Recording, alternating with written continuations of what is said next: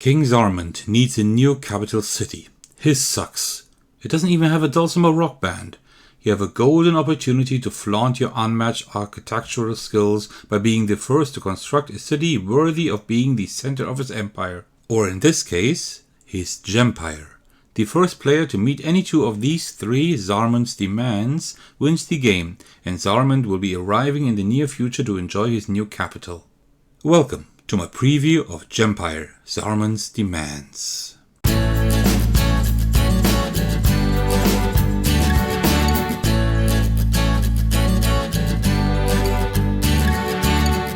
Hey everyone, this is Zethakos, and today I'm bringing you my review of Gempire, Zarmund's Demands. A huge thanks to Paul of Gemtime Games for providing me with this beautiful physical preview copy. Before I will give you my review, I'll give you a quick overview over how the game is played. Feel free to use the timestamps to jump to the part you're interested in the most. As usual, bonus points if you watch the entire video. Let's start with the setup first. To set up Gempire, Zarmund's Demands, follow these steps. Provide each player with a planning book, marker, palace token, culture flag, and wooden cubes. Position the building board at the center of the playing area. Shuffle the building deck and place it face down at one end of the board. Reveal the top three cards, assigning them face up under A, B, and C on the board. Then turn over the next card, keeping it face up on top of the deck. Shuffle the blue technology cards and randomly select 5. Displace them face up besides the science counter board and place a colored cube below the one on the science board for each player. Mix up the small circular palace reward tokens. Draw one randomly and place it in the palace reward holder alongside the number 1. Continue until all 5 spaces are filled. Shuffle the orange Zarmund's Demands cards. Randomly pick 3 and position them face up above the building board. Place the orange 1, 2, and 3 tokens above them. Open the gem jars and set them within reach, using jar lids to hold the small hammer coins conveniently. Also place the dice tray and the 5 dice within reach. In each round of Gempire, Zarmund's Demands, players follow a structured gameplay flow. You start each round with one player rolling the 5 resource dice, which include production and science symbols as well as blank sides. After rolling, announce the results to the group. After seeing these dice roll results, all players simultaneously decide on one of 3 possible actions: collect resources, bid on buildings, or upgrade the city. Each player keeps their choice hidden using their planning book.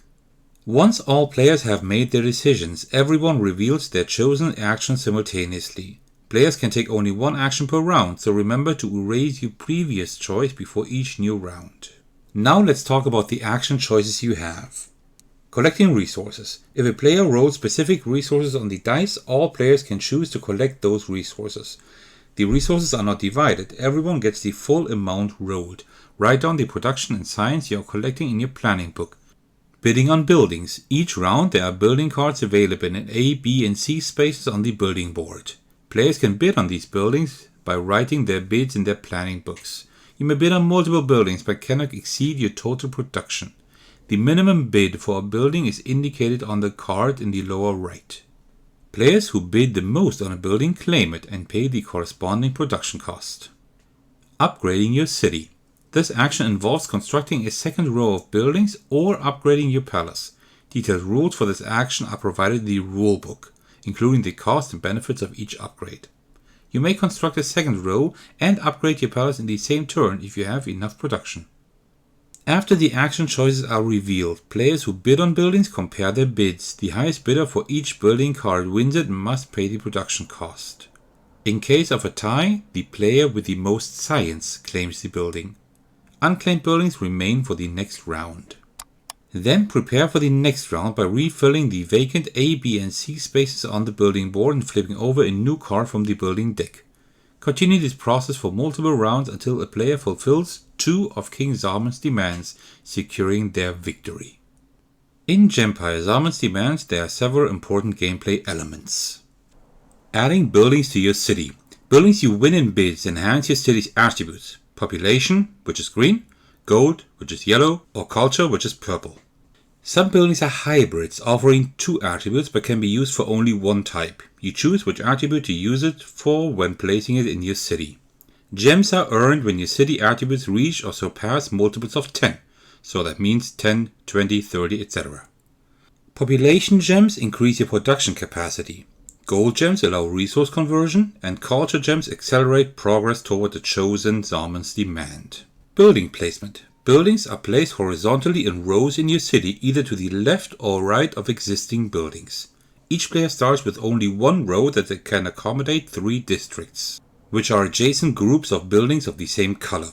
You can have 2 districts of the same color in one row, but it's definitely not recommended. Science and technologies. 5 random technologies are available each game, providing special abilities for players. You accumulate science as you advance on the science track. This is used to discover technologies. Technologies have science requirements, and any player meeting the requirement can discover them during the game.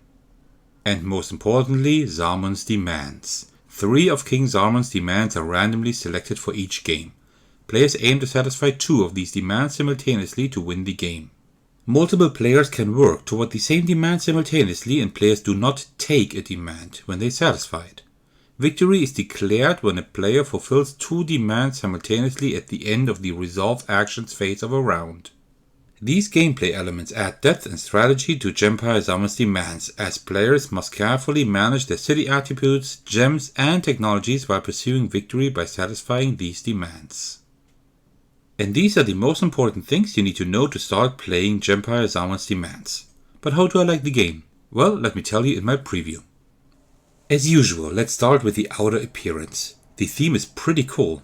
Yes, it is a city builder, which is not a novel theme in itself, but the story that you are all architects constructing cities worthy of King Zarmund is a cool touch. The components are stellar, which is really impressive, given that this is supposed to be a prototype. The cards have a special finish, and they are definitely thick enough and feel good.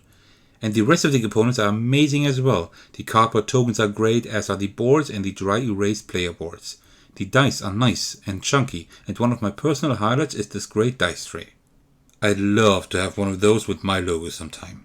It just looks and feels amazing. But the main highlight, of course, is these gems. These look amazing, especially when the light reflects off them. And that they all have their own jars is great. Also, the insert is very nice. One small nitpick would be that I wish there was enough space for sleeved cards. The art is really nice as well, although there isn't a lot of it, and that would be my largest gripe with the components. It would have been great to have some kind of illustration on the cards, even if they were all the same. Yes, there are these backgrounds here, but I think there could have been more. Because the game already is quite mathematical in its nature, and a bit of artwork would have made this feel a bit lighter. I feel like this is a missed chance. Then again, Paul probably thought of that. Maybe the artwork would make the cards look too disorganized and messy? I don't know, to be honest. Alright, but let's get to the most important part now, the gameplay. This game is incredibly strategic. Each turn you have to make a lot of tough decisions, and there are so many things you have to think of. When will you upgrade the palace? Which colors do you go for first, and which gems do you want to accumulate? When do you bid? Do you go the safe route and make sure you get a specific building, or do you want to risk it to get several ones? If you want to play this game, you will have to expect a lot of strategic decisions to be made. One main aspect for the strategic gameplay is the blind bidding in order to get the buildings necessary for your city. Honestly, I'm not the biggest fan of bidding or auctions in games, but in Gempire it works really well. The main reason is that the resources in cities are open information. You will be able to bid on buildings knowing that you will get them, because the other players may have less coins. Also, the opponents may not need specific buildings because they don't fit in their cities. There are a lot of mind games here, but there are also safe bets you can make. That is a nice balance.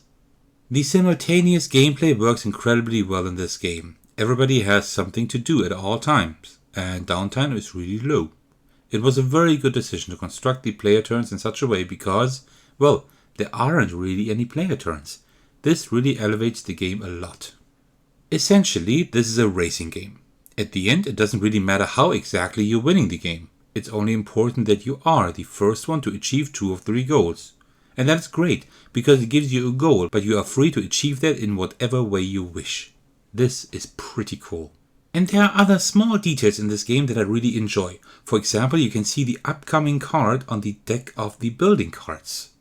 So if you don't want to bid on any cards under the A, B or C slot at the moment, you know what is coming up, and there may be something you want to wait for. when the other players don't have enough production. A really nice detail. One thing I did not like too much was the way you had to calculate how much science you have left to use for technologies. You already have to constantly count up the points for your goal, population and culture, and then also for the science. I get why this was done this way, but it is a bit cumbersome. Maybe having 2 cubes would have helped. One for the max amount of science and one for the current amount? I'm not sure. There probably is a more elegant way to do this. And speaking of counting, that is one thing you need to keep in mind. There is a lot of math involved in this game. You will constantly have to count up the values for the 3 colors in your city. I mean, even the rulebook mentions that players may use a calculator if desired. The math is not too bad, but it is an integral part of the game. This is not a negative since it works very well, but it's something you should know. All in all, Gempire is a very impressive game with amazing components and really engaging gameplay with quite a bit of player interaction. I highly enjoy playing this game, even though I'm not particularly good at it. Each game feels very different and there are always interesting choices and decisions to make. If you don't enjoy highly strategic gameplay and the need to constantly add together numbers, then this game might not be quite right for you.